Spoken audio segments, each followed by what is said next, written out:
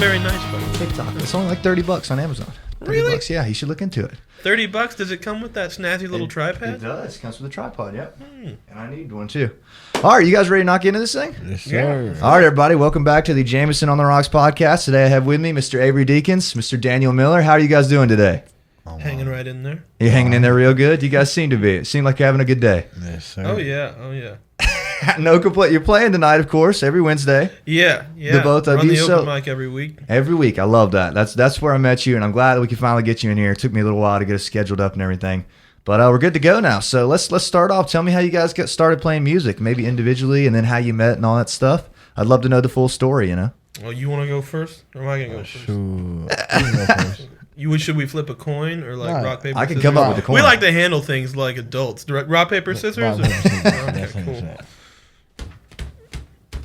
All right. Is it best of three or no? Okay, that's me. I gotta go Okay, first. cool, Then, cool, I guess.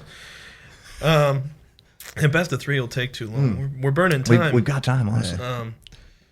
I've been singing since I could walk, I guess. Really? Yeah, my parents figured out I could sing, and then I became the juggler in our family. I'd just get put up. Look what he can do. Yeah. There you go. Go ahead. And so I was always singing at holidays and stuff. There's a video of me. There's a home video of my first time ever seeing snow. Really? And I'm out in the snow, and I'm like so small and so pudgy. And I know the pudgy part hasn't changed, but it's cool. But it's this video of me, and I'm there in the snow having the best time. And then my mom goes, "Turn around, sing Frere Jacques." And I said, and I just looked at her like I'm building a snowman. She goes, "No, sing it." And she made me do it. I had to sing the song. And then she was like, "All right, you can go play in the snow now." Not much has changed, has it? Same thing. Still on the set list, right? Yeah, I do that one at every show. They love nursery rhymes. Oh, that's true, man. Keep it simple. You should hear the man from Nantucket. Oh, It's I great. can't wait. Hopefully tonight. But yeah, continue I on. was singing for that long, and I sang in church, and I was in a bunch of choirs. And then when I got into high school, I realized that like choirs fun, but bands are cool. Yeah. So A little more appealing, per se. I started starting any band I could with anybody who wanted to play. There wasn't many. Most people were like, "I play guitar," and then I'd go over to their house. And they didn't play guitar. They had like seen School of Rock. Yeah, and great they were movie. like, if he can do it, Great. you know? Great. I love that movie, Inspiring bro. We were talking about this the other day. I love that Inspiring movie. movie. That's one of the reasons I started. Yeah, I wanted to be in yeah. a band to begin with. Is that I saw that I started playing guitar when I was like 10 and just never put it down. And so then it was like the last movie we ever bought for our VCR was School of Rock. Dude, I VCR, convinced my mom baby. to buy it. She was like, "That doesn't look like it's appropriate for you." And I was like, "Don't worry, I'm a child. I know what's appropriate for me." Yeah. And I took it home and popped it in, and I was like sucked in. That was it. like, I want to do this. Yeah. That looks way more fun than The yeah. choir I mean, stuff. don't get me wrong. Church choir is cool and all, Yeah. but like those guys looked like they were killing up there. I wanted to be that. I wanted to be that kid. I wanted to be Zach playing that guitar at the front, and he wrote the song, and it was better than the other It song. was, man. It was. It was great. And God, that's a good Yeah. movie. Y'all got me all fired up about that. I I like the definitely wanted to part. be There's the a couple drummer. like real sneaky jokes in there that I didn't catch when I was a kid. How about the part where he's like, "I've touched your kid," or "Your kids have touched me, and I think I've touched them too." And they're like, "What the fuck?" That's a great movie. Oh, man. So wait, what made you want to start playing guitar? Was it like I need an instrument to kind of project this song across, or was it just like I'm singing, I want to play, or my older brother had a guitar, Yeah. and he was 9 years older than me. Okay. And so you can imagine growing up with somebody who's Little age like gap. that. Yeah. That's a real big age gap, and so you idolize everything course, that person does. So every time I'd see him playing guitar, I'd want to play his guitar, and it drove him knuckin' futs. He hated it, like because I was always trying to get in his room and touch his shit anyway. And then I realized he had a guitar, and I was really trying to get in there. It was like my mission in life. It was like Malcolm in the Middle, man. Like, another classic show. I was trying every day to play his go guitar, on. and eventually, when I was in third grade, he got so sick of it. that he just drove me down to Campbell Morell's Music downtown and bought me a guitar. That was nice of him. And he got me, it was a Johnson 3/4 size red Sunburst. I still have it. Yeah? It's got Band-Aids on it from all the spots. I would always put a Band-Aid anywhere I scratched it. Yeah. That's hard. I bet it was dope. Yeah. And he bought me that little tiny shitty guitar, and I took some lessons and didn't like lessons and dropped it for a little while and just sort of like learned some songs at home. Like YouTube kind of stuff, or like, you know what I'm I think Dustin, actually, my brother, taught me a couple of songs. I think the first song I ever learned all the way through on guitar and could sing with it and did the whole song was Free Fallin'. Word, little Tom Petty, Because if you fake it just a little, you can do that song with 2 chords and just like adding a pinky on the on the D. I love it. And so I learned all of that, and then I went to guitar lessons with a guy named Ed Snodderly. Ed Snodderly. And if you've ever seen Oh Brother, Where Art Thou? Yeah. At the end of the movie, there's a guy playing the fiddle, heading the parade as they're tarring and feathering that fella, leading him out of town. And that's my guitar teacher. Really? And so I learned on bluegrass. Yeah. And bluegrass has several rules, like you have to press it and pluck it if you're gonna play it. There's not a lot of hammer-ons and slides. Yeah. There's some in like transition, but for the most, it's like real quick, just scalar motion. You know, and it's all stuff you learn by ear too. Yeah, kind of just pick it up. I didn't learn guitar with sheet music or tablature. It would be like Ed would put in a CD on this little boombox, a CD of some guys in a bluegrass band. Play and it. They would be I don't know any good example to tell you of people, because he had recordings of everybody who'd ever played bluegrass ever, and he's an expert, you know, and so he would pop in this CD and just be like, this is how it sounds, now I'm gonna do that hard part, this is the rhythm part, and I'd be like, I want to try the hard part, and he'd go, well, if you can't play rhythm, you can't play shit. True. And he's right. And so he recruited he'd force you me into to being play his rhythm. Yeah, okay. Then he would play the hard part, and then 2 weeks of that, and once I got the walk right with all the chords and everything, he would double back around and teach me the hard part. And that would be a solid 3 weeks of me having to come in before I could get that down, because you're just the time. You play, pause, try and do that part, Right. and then play again, Rewind. Pause. Yeah. do that part, and then you eventually put all those little tiny things together and try and play it with the CD. And that was how I learned how to play instruments in general. I imagine that was very like developmental, like, I can like picking stuff up by ear. You get what I'm saying? Because like, when I was in college for music, my professors would always get mad at me because I would want to just try and play it. Yeah, they'd be like, no, look at the sheet music and remember. And I'm like, well, but I already know it. Got it. And they're like, you're not supposed to memorize it. You're supposed to be reading the music as you play. And I'd be like, well, but after I played it 4 times, I know it now, and I can just go through.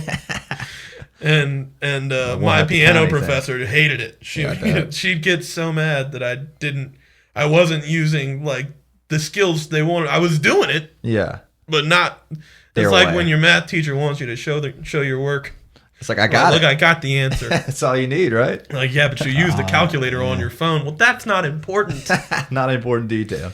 So, Daniel, tell me how you started guitar playing. That's a good start from Avery right there. Shoot, man.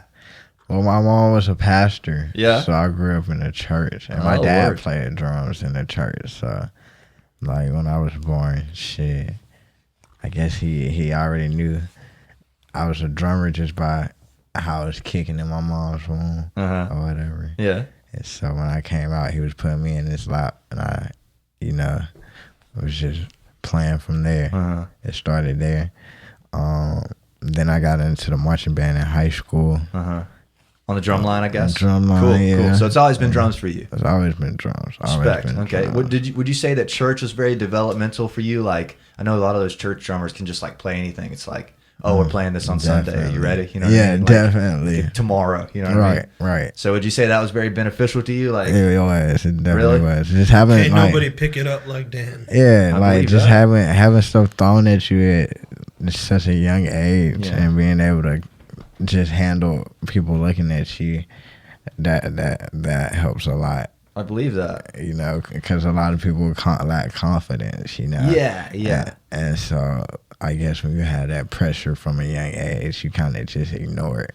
Definitely. So it's kind of the same thing like he was saying, like learn it by ear. Like once you've like kind of had that mindset, it's a lot more like it's easy to be in your cage. Like, oh, I really only want to play stuff I know. You know what I'm saying? Like I've got it down. Right. But like you two both seems like you guys like learned like just to do it. Like the best way to do it is to do it. You know what I'm saying? Yeah, picking it up is a large part of it. Another thing was when I was in choirs growing up, a lot of those kids were homeschooled, and they had these like co-op programs and stuff, and they would learn music theory. Oh, really? Things like that, or they'd have other private lessons they did because being homeschooled, they had time to do more private lessons. Of course. And I was in public school. Yeah.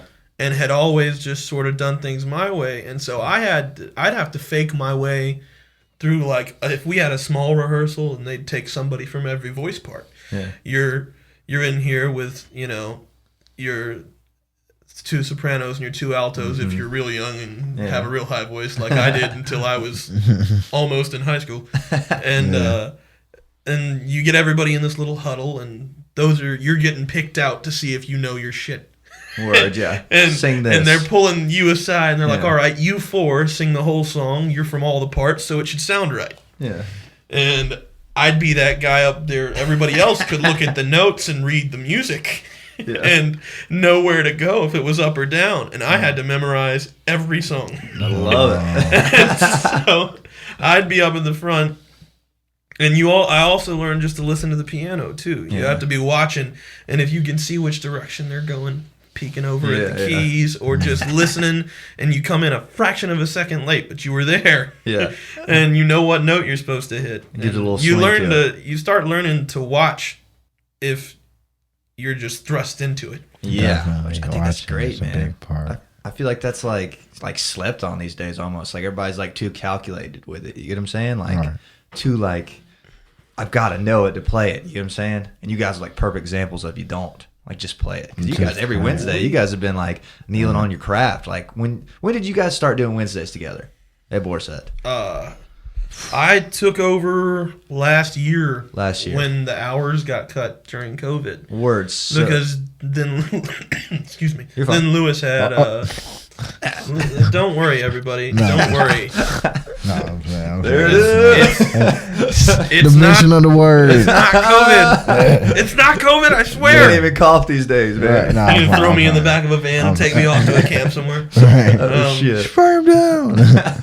But I took it over when Lewis, who used to run it, had 2 shows at once now because his other show would end and he'd have just enough time to run over and start the open mic and then go till 2. Gotcha. And then his shows, when they reduced the hours to where the bars stopped at 11:30, he had 2 shows at once. Yeah. And he was kind enough to give it to me and then not take it back. Shout out Lewis. Yeah. Shout out. A saint of a man, Lewis P. Yes, Lowe. that is. I believe he's on the road right now, isn't he? He's on the road. He's. God bless. I don't know where exactly he is on the road, but he's out there Out somewhere west. in the Out ethereal west. mist. Causing trouble somewhere. I love it. But I took it over then, and my immediate thought was that there had been several times Lewis would put a little kid up on the stage because he knew I was coming, and he'd play drums with me. Because I've hired Lewis to play drums a bunch of times. He's a superb drummer. I didn't know that. And actually, it was his main instrument. He decided to be a frontman way later in his musical career, and then switched to that. Well, I mean, he was playing a lot of solo shows, and unless you're Neil Peart, what are you gonna what are you gonna do? The only solo drummers that make any money are those guys with the buckets on the corner. They're supposed to be playing alone. They got buckets. Yeah. But it's I guess he just decided to do that. But he's a great drummer, and he'd put his little tiny kit. He'd just have like a bass drum and a snare, and just The 3/4 kit. Hi-hats and a crash, and just like the Stray Cats drummer used the back little in the hat 80s. thing. And he'd dance around it while he played. That's basically the setup Lewis would have, and it would always kill that week. Yeah.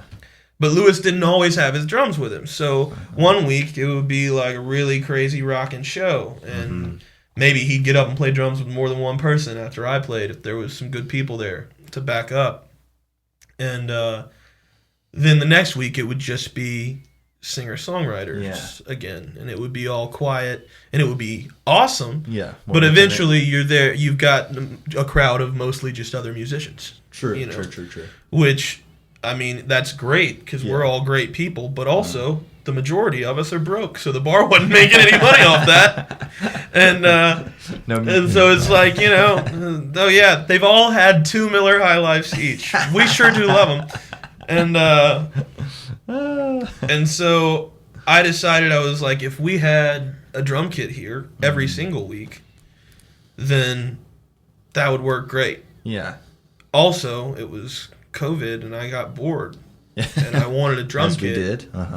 Because I was sick of only knowing the instruments I knew. Yeah. Which tends to happen. I play quite a few of them, and I don't play all of them well. I mean, guitar is definitely the thing. But you're really good at guitar. But I can play a little mandolin, and I play keys, and a little banjo, and some bass. Drums. And now I can play drums, kind of. I'm not Dan and for you sure. learned it by doing it, right? Yeah. By getting up there and playing with everybody? I got a kit, and I sat in my back room until I thought, well, I don't sound so bad that people will keep laughing after they laugh, right? They'll laugh, but it'll just be like one chuckle, and then they'll be like, "Oh, well, he's trying," He's all right. And so then I started going up and trying to play with whoever would let me. Hutch was very kind. Hutch McCollum, such a nice guy. I like Hutch. Was very nice to let me get up there and just fuck him up for a bunch of weeks in a row until I was sort of dialing it in. Oh man. But my favorite drummer is Levon Helm from the band. Repping on the shirt. And so that was how I learned. I sat in my back room and I'd watch videos on YouTube of interviews of them asking him about his style. Yeah. Best thing about Levon is he never explains anything in a way that you can't understand it. Understand it? It's always perfect layman's terms. It never gets into, and he went to school at Berkeley in Boston for drums. The band was like between tours for a little bit, and he was like, I'm just gonna shave my beard so nobody will know who I am and go become a professional scholarly student of music. And he became like an even better drummer after that. But still in like the 90s, you can watch interviews of him, and he does everything he said. Nothing from the textbooks that he read ever comes out of his mouth. He always says things like, you can kind of find spaces to put it in, and stuff like that. And so it made me feel real safe when I was learning to drum. If I just watched those interviews, and then I'd put their albums on and try and play whatever slower, funky beat he was doing and play along with it, and just blast it on speakers in my back room. I'm sure the neighbors loved me. How many times can you hear "Don't do it" before you start to go Don't insane? Do it. Yeah. But is that kind of the same for you? Like, are you like learning drums as you go? Or are you like listening? Do you have any favorite drummers that you're like, oh, just like worshing them and listening to interviews and like, oh, there's what I'm gonna do? Not right now. I listen to a lot of drummers. A wide array. I feel like you kind of have to as a drummer. Yeah, drummers, man, y'all got it tough. Y'all gotta just play everything, man. Yeah, man. Y'all gotta like just like, all right, play to this. All like kind of drummers from drummers playing like Indian music. Yeah. To like, just straight African drums type stuff. Man. Like, somebody told me growing up, a musician that I admired in the church, R.I.P. He told me that you'll go a long way if you learn how to play every style of music. Don't just learn how to play, you know, the church music. You Exactly. gotta go out. You gotta grow. So after that, you know, after he passed away, I really took those words in the heart, and I started like playing rock. I mean, I grew up in Athens, so I got that feel that Athens had a real like. The music scene was like it's everything, but mostly rock was real in Athens, definitely. Really And derivatives Yeah. And some genres. Yeah, rock and country, you know. So I was like, well, at the time growing up, Nucci Space had a thing called Camp Amp going on. They still do. Yeah, they still do That's that awesome. every year. Yeah. Oh man, that shit's great, man. So that was your first kind of band experience? Shout out to That Gucci was Space. that was the one that Hashtag. got me outside the church and opened my mind up to everything else. Yeah. I was like, okay, so it's bands out here and I could play this kind of music and they're really feeling me. Like I think that year I went, like I was like their favorite drummer, man. Word, man. So that was the first time you're like, oh shit, maybe I could do this. Yeah. Maybe I can do something outside of the church, you know. Like word. I was like, yeah, this is gonna be dope. And has it been? It has been. How many bands have you been in, you think, or just played with? Man, God, I bet you're busy. My mom held me up from a lot of shit growing up as far as like through high school. I was in like 2 bands in high school, but she didn't like taking me to band practice and stuff. Yeah. Can be a hassle. Yeah, and Lyft and Uber wasn't really doing it. So we didn't. Pre-Lyft. Yeah. But so I was stuck doing that. She was like, we call that. You need to do your schoolwork and shit. So I was stuck being in the marching Didn't we band. all? Only band I was in was the marching band until I came back to Athens after college. I mean, Where'd you go to college at? Alabama State. Oh, word, man. Alabama That's cool. State. Yeah. Went to HBCU. I marched in that band too. Sick, I man. wanted that experience. It was pretty nice, man. I mean, I imagine that was pretty beneficial too, because like I'm sure you learned how to read and everything, sort of. I kind of learned how to. Notes and Nah, everything. not really. Really? In the morning, yeah, man, you'll be surprised, man. Yeah, he can't read it all. Nah. Keep I books can. away from I can definitely read music. I learned how to read music in high school. Yeah. but I mean, you have to in marching band, don't you? Well, yeah, but in college, man, we didn't read like on the drum line at least. We didn't read a lick of music. Marching band man. is where you find musicians who are really good at memorizing, because Yeah. when you're doing those shows, I mean, they give you those little clip-on things On with the front of your laminated saxophone. pages. Yeah. Not, But you're you're literally there's points in time where you're sprinting. Like you're not gonna be. I was in choir, but a lot of my friends were in the band. The choir kids always thought that I was a bad egg. So the band kids liked me. They were up to no good, so I got along with them. And I was always amazed. Like, these people be playing instruments and sprinting. Yeah. Like, dude, if you told me to run while I play guitar, I'd just be like, "What? Just give me the gun. Here, I'll end it now. Where is You it? don't have to do it to me. Just, I'm not gonna run while I play. Are you kidding me? I don't run. If I'm running, something's behind me. Yeah, You need to run chasing me. too. Yeah, man. People argue if it's a sport or not. I say, What, drumming? nah, marching band. Marching band is more than a sport, I dude. feel like marching band is a sport. Marching I band, like it. marching It's a hot band take. is worse than most sports. It's- Just think it's- about the amount of gear that you The wear while you suits, march bro. in that. Yeah, they got them black. So you like, get out there in overalls. that summer heat on this football field, Yeah. and it's already hot and humid, and you're in the south, and then they turn these fucking lights on, Some big ones, too. Man, boom, what? boom, boom, all around the arena, and it just beats down on you. Yeah, man. Like, I remember my friends. We would spend like all summer getting all fat, getting the munchies, and Yeah. just like eating a whole bag of Cheetos. Been doing that and then this summer. I'd keep the weight because I was in choir, and we just stand on Yeah. bleachers and shit and sing. And They they would go trim to down. band camp, Yeah. and they come back 15, 20 pounds lighter. They sweat it And out like, right whoa. quick. Definitely. Like it is rigorous. Yeah. It's- Word, man. Well, I love that. That's a good story. So what are some of the first venues you start playing after, in the band? Well, actually, when do you guys meet in this story? You know what I'm saying? Oh, that's a good one. Recently or a while ago or? What is it? Is it 2 years now? Yeah, I 2.5? think so, Almost 2 3? I years. don't You know. guys started It the might have been alliance? July. I think it was July 2019. I want to say. Yeah, That's really not that long ago. It's a good while, but Or was it?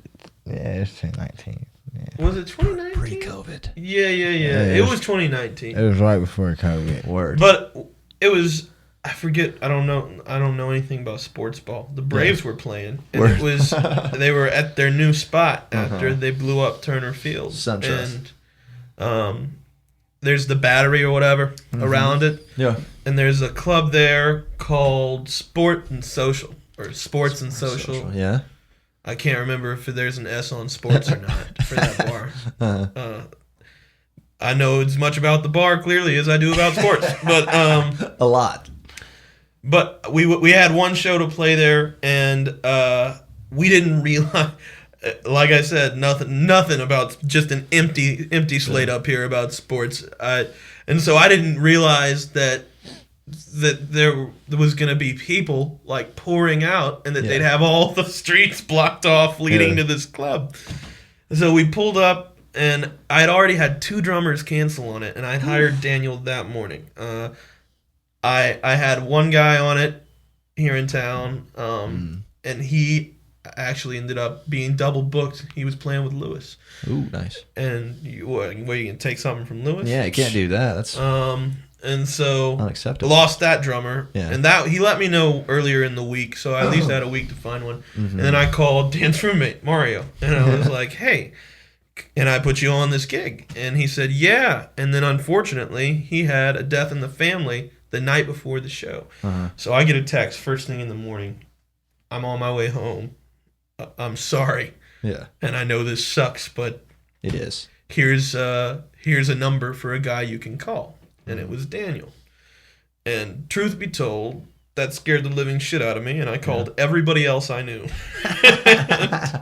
And nobody answered or nobody could, and so I called this number that Mario sent me, and Dan picked up the phone, and I was like, hey man, what was it, $150 I think? It was like, I got you $150 tonight if you show up at this place at this time and meet me there.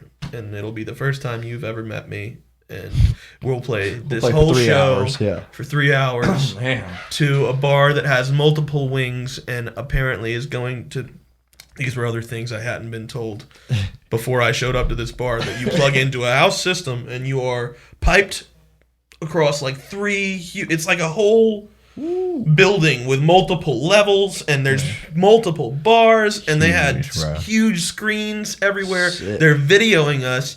It's like we're playing the halftime show or some shit at the Super big Bowl. deal. No, And we had literally never did. even met each other before, and it was me and him and a guy named J Ring, Yes, sir. who is old school Athens professional musician, and what Jay's in his 50s, I think, and he's like our favorite person. He calls himself our old guy, but Jay and I had met a few times already, and so I had Jay playing bass on it. I had played a show with a different drummer named Carlton Owens. He's played with John Mayer and a bunch of people, another local guy. He's incredible. And we played that day with a 4-piece band over at, I think it was AK Psi, the business fraternity. Yeah. Okay. And we played on their front lawn. Yeah. And then it was like the rest of the band besides me and Jay couldn't make the next show that night. Yeah. I booked 2 shows in a day. And so Dan's coming to that one. We've never met him before. We get there. We're going to be broadcast all over the place. We're scared to death because I'm scrambling to plug my old analog PA into their spots on the wall because I had like a powered board and analog speakers. And I was just going to run straight through an amp. And so I didn't have a mic for the amp or anything. I was like panic. Nobody had told me how in depth this. I thought I was going to the regular old dives I always was playing at the time. I didn't think that I was going anywhere like that. And Dan plays the whole show with us. Really barely misses a beat. He's playing songs he doesn't know and hasn't heard. That's crazy. And is killing the whole time. And when we got done, he goes, "I'm sorry. That wasn't my best, but next time it'll be better." I was like, dude, no. That was fucking awesome. You killed. That was solid. Like, all the streets were blocked off when we got here. We almost didn't even make it inside in time to set up. We had to overcome every obstacle that we had to overcome tonight. Had and to go then up you some still, steps, man. bruh, the load into that bar to get to the stage is like up an elevator and around an entire like balcony style wing to get to the stage. This bar is crazy sounding. Yeah, you had to go up these. What was the name of the place? Sports and Social. It's a cool. Sports and Social. It's a really cool gig. I recommend anybody who gets the opportunity to play so it. lit. Just watch this podcast first, so you know what you're in for. Because parking can be an issue, and the load in is going to take way longer than you thought, and definitely be able to plug into those spots on the wall. So that your mix will be going through it. They've got like a bunch of XLR spots on the back, and when you plug in, you'll go through their house speakers all over the bar. Trick. And that works fine on any board that's new, but mine was just as old as the earth. I was. Daniel, you didn't feel too good about that show? Oh no, I mean it was pretty cool. It was a great first show. That's Dan. Yeah. Dan, you ever I've happy got with the room gig? for improvement. Well, that's good. It was lit. The Georgia game was going on. Yeah. It was Georgia Notre Dame. That was our sets too. They would wait until there was like halftime breaks. Yeah, worse. We got breaks with the game and stuff. It was a really fun bar to play at, and it was the people were really cool, and everybody who worked there was dope. Especially the DJ who worked downstairs. He walked me through a lot of stuff that night. I forget his name, but shout out to that guy because I was treading water.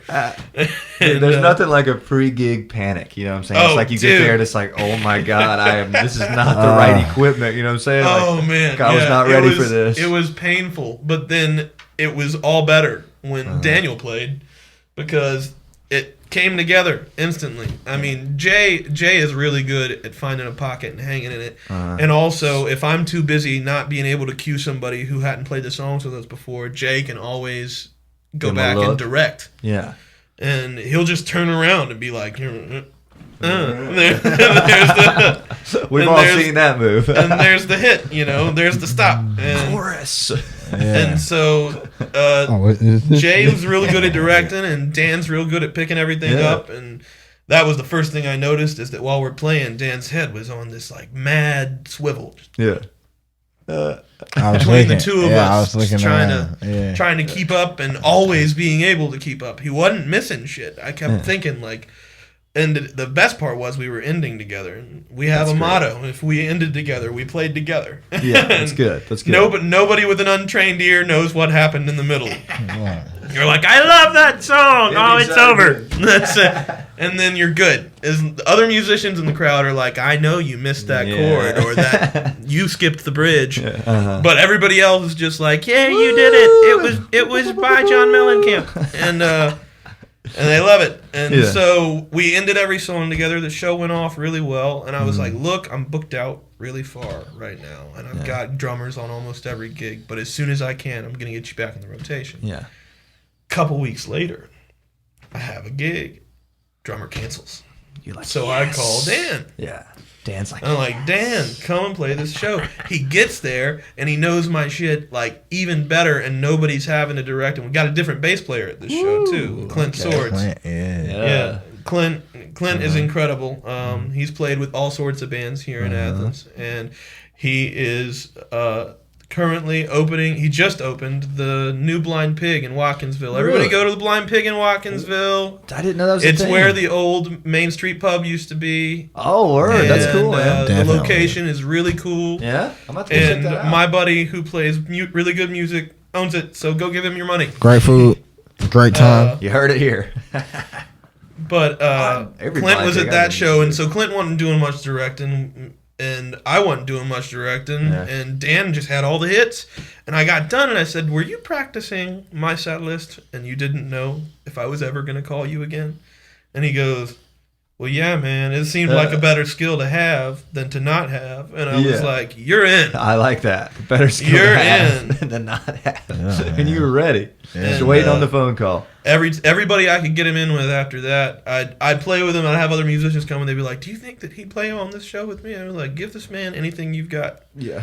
He'd much rather play with you than DoorDash. You know, like do it. Right. Give him everything. Keep everybody I yeah. knew that needed a drummer, I was just like, I got a guy you should call. I got a couple of guys you can call. There's a guy named Mario. There's a guy named Dan. Whoever's available. There's a guy named Jonathan. Oh, yeah. And all of them can play just as good as the other, and it's incredible. And so just call one of them, you know. And Dan started playing with multiple acts with me, and then we'd see other people, and he'd get hired out. But now you've played with Brett and them. Yeah, I played with Brett, Benji from Underground. I love Benji. Man. You and Benji are a good pair. You like playing with him? Y'all get tight. Benji's a man. He is a man. You guys got a gnarly man. You all the time. It's always like you're in the trying pocket. to get Zach to get us in there tomorrow night, man. I think we're on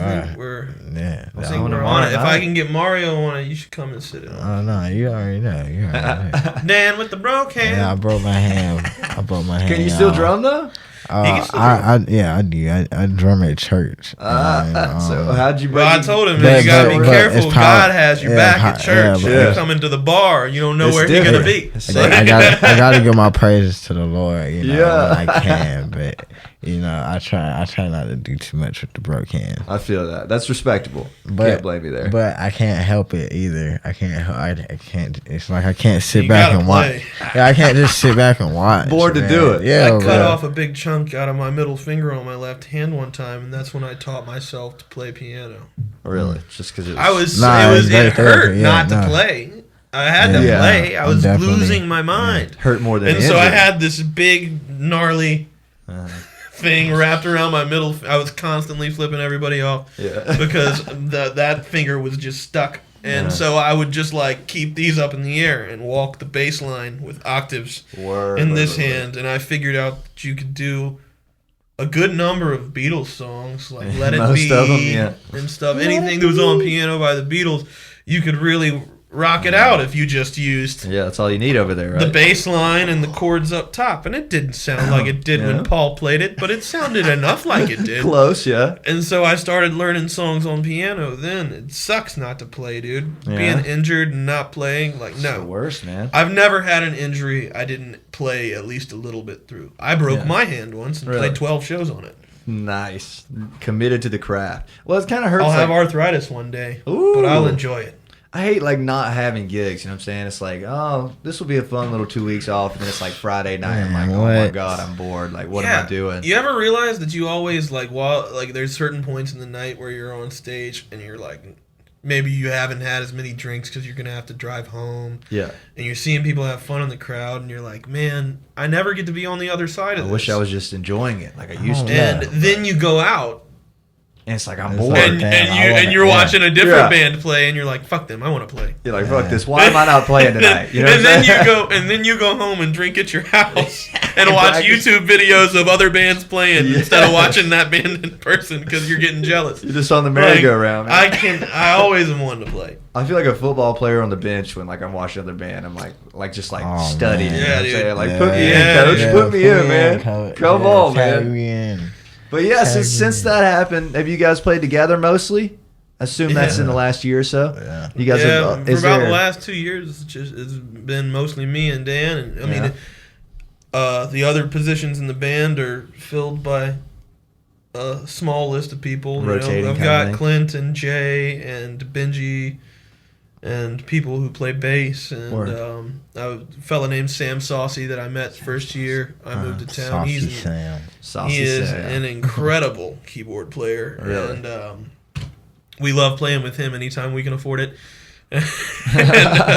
You don't get Sam out of the house being that good if you can't pay him. And so we sometimes when there's good money in it, we have the 4-piece band. We bring out the keys, and I've played some private events and had some local horn players jump up and do. Do you guys like being mainly a 3-piece? Is that like a purposeful thing, or is it like, oh, it's one more person to play when we have 4? Or Because you hold the guitar down really well. Like you're a lead and rhythm kind of thing, I think. You know what I'm saying? Yeah, I like to do a little find one of my favorite guitar players, Stevie Ray Vaughan. Of course, yeah, he does both. And he always found a way to fill up a lot of space. Yeah, you do that well. And I like to take up all that room. Yeah. Because, like you said a second ago, it's one more person to pay. Yeah, and, it's true. I do this for a living. Mm-hmm. And Same. so for me, full time. It's like for me, it's like if I can cut a guy out for the night, and they'll give me the same money, then me and Dan get to go home with more. Yeah. And so, I mean, I gotta keep food in my mouth, and so if there's somebody that's playing that has a day job, Yeah. you guys are getting money already. Yeah, you're good. This is our full-time gig. And so we've been playing, but then last year, I mean, it was a good mix usually leading up to last year when COVID. So Yeah. it was a really good, like, leveled out mix. Some shows would be 4, some shows would be 3, some shows would be a duo show, and then I'd supplement in the middle and do solo shows. Well, it's good that you're versatile like that, man. And, people don't realize how big of a chunk that extra person is. You know what I'm saying? Like that's well, that's another thing that I learned growing up, not having anybody who was passionate about it as I was. Yeah, true. I had to do it all. Yeah, I'll do it myself. And so if I booked a show, and I've been booking shows at bars since I was 14 and not old enough to be around it, and getting away with it somehow. I don't know how the people who hired me didn't go to jail. He always had the beard. I didn't always have the beard. I had a terrible baby at 14. But yeah, I had a lot of places that I played, and it was like, you can't just keep repeating songs. Yeah. So if you can't play a guitar solo because it's just you gotta learn how to play something that sounds like a guitar solo enough to fill and it. play chords behind it. Absolutely. And you gotta learn enough songs because they get shorter when you lose all the other people. That's true. It's true. All it takes is you started off a little fast. Yeah. Now this is a 2.5 minute song. Takes You a went lot of from those. 3:15 to 2.5 real quick because you started in a little fast and you can't slow down now, and you're by yourself. So No you got to have guitar a good solo, list. no bridge. And I had a pretty good list, and I could play a good 3-hour show. By the time I was in high school.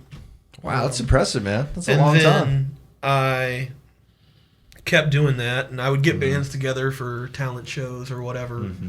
I could get a band together for where nobody wanted any money, and I'd have a lot of fun doing those 1 or 2 songs with them, and then go back to playing by myself. And I had a little band when I was like 14, starting to do it, called the Flashbacks, and The Flashbacks. a lot like what we do now.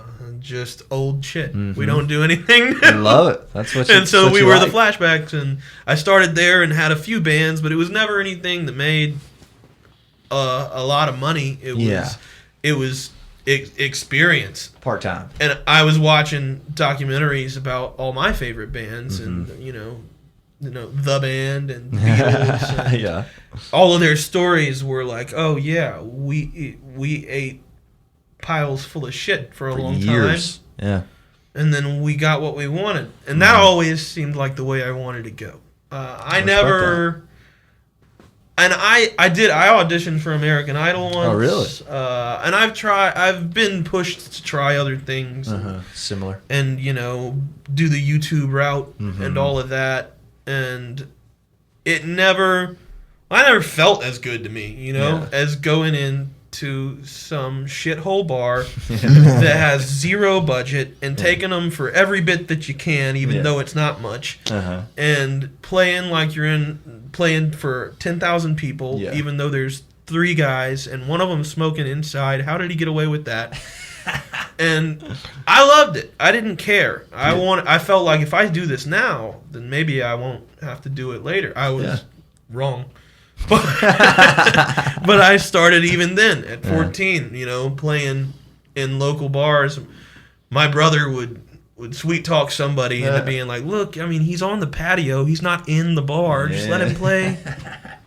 And I had to fill up all that space. It was by myself.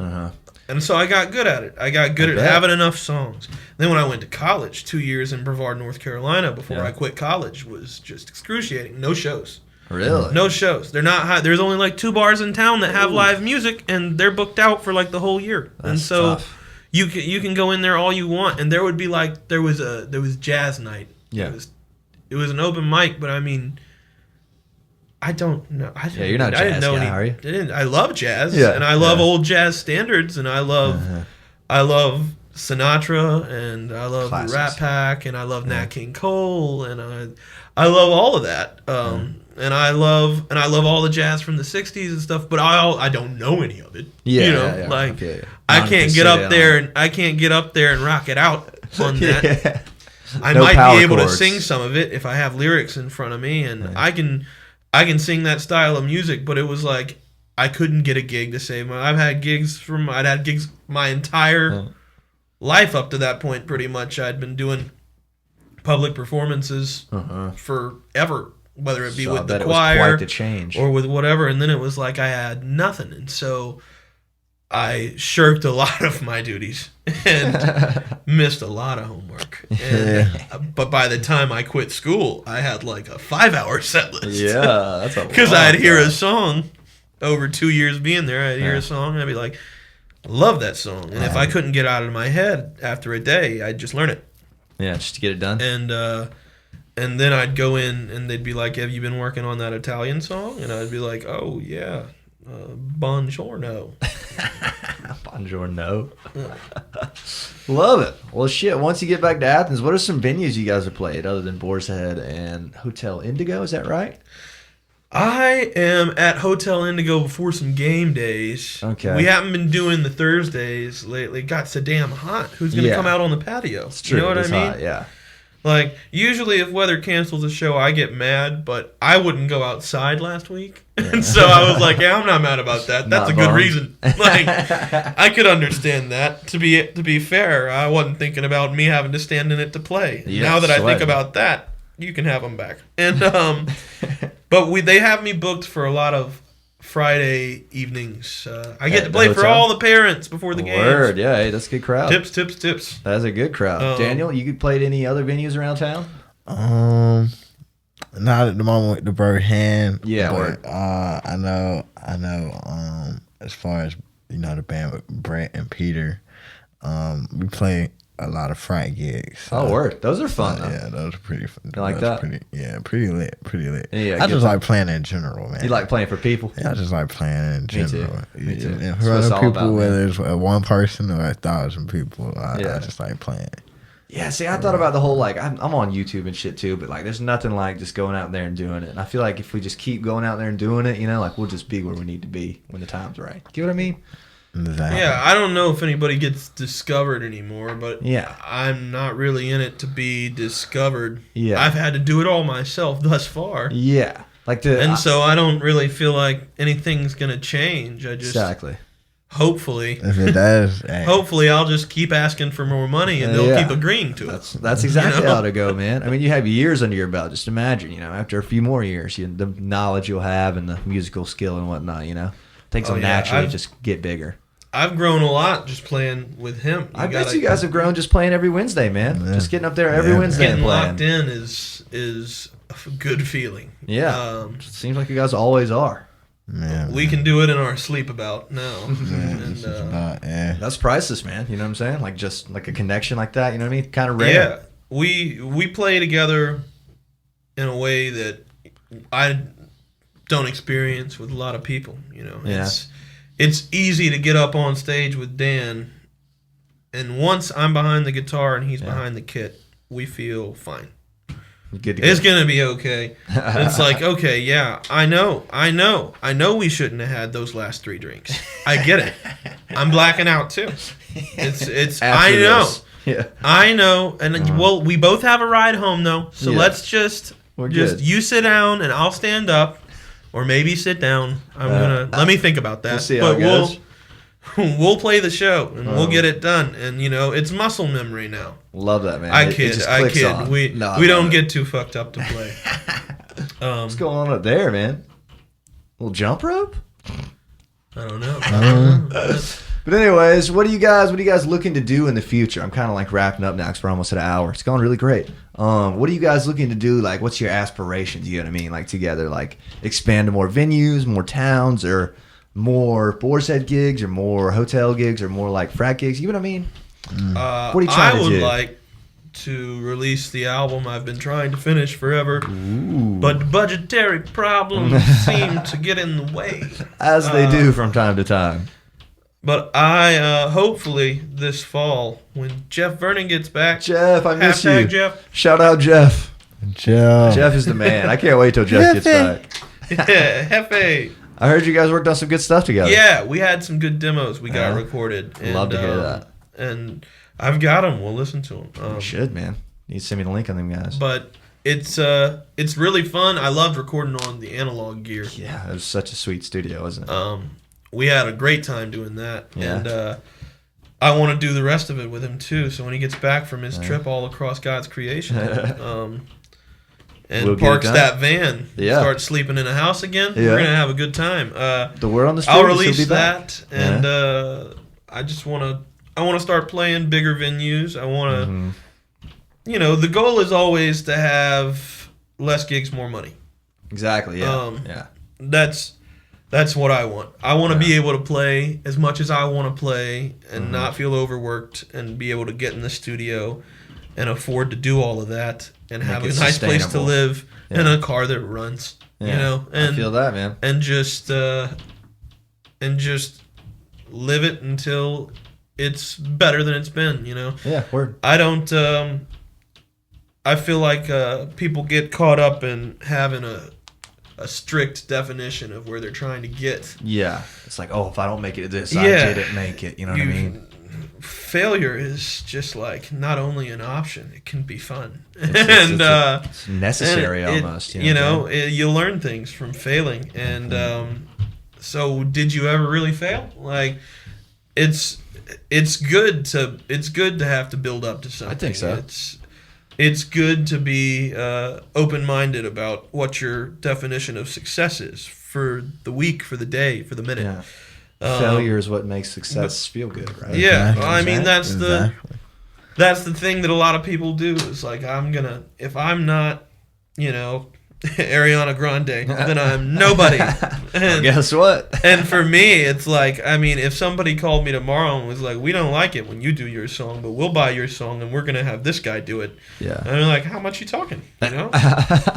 We talking like a new car or like a new house? Yeah, like, which one? Because I like that song. So, Yeah. I mean, I'm thinking more new house. Let's lean that way. And 401k. I don't care, Yeah. I don't care. I mean, if you and everybody who watches this are the only people who ever knew who I was and just heard my songs from other people, that'd be fine. Yeah.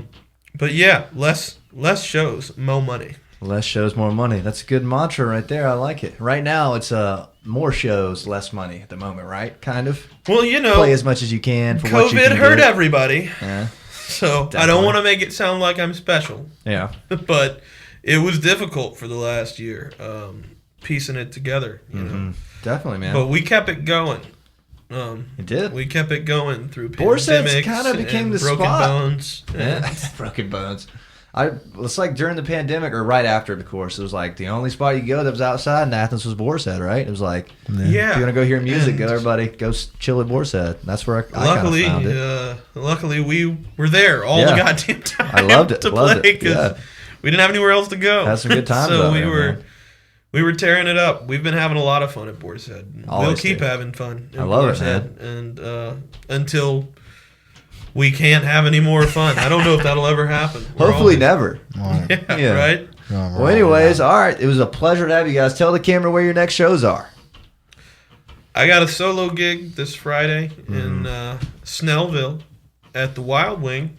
Wild Wings, nice. Wild Wing Cafe. Love Hit it. it Good up. chicken wings, man. Good chicken And wings. yeah, if It's you one don't of my like me, hometown. you'll like the chicken. And It's a win-win. What else you got? What about next week? Because I don't know when this will come out, but next week, what's next week? Dan, what's next week? The 13th.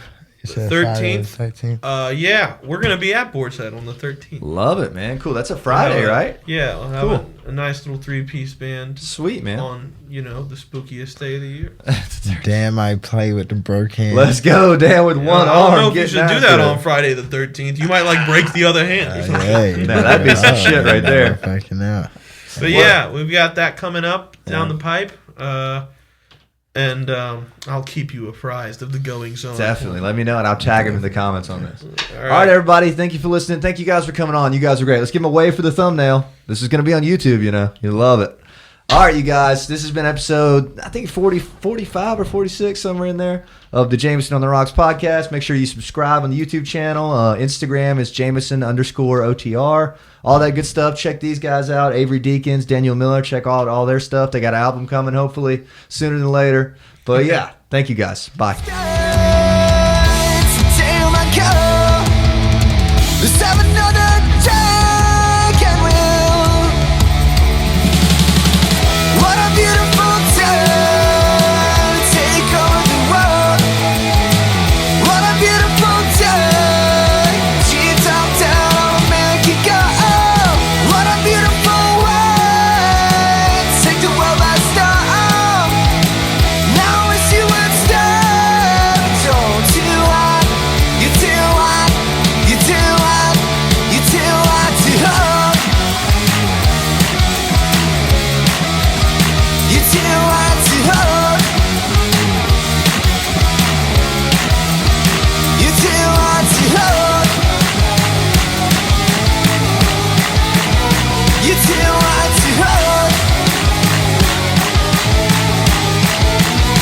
You too hard to hold.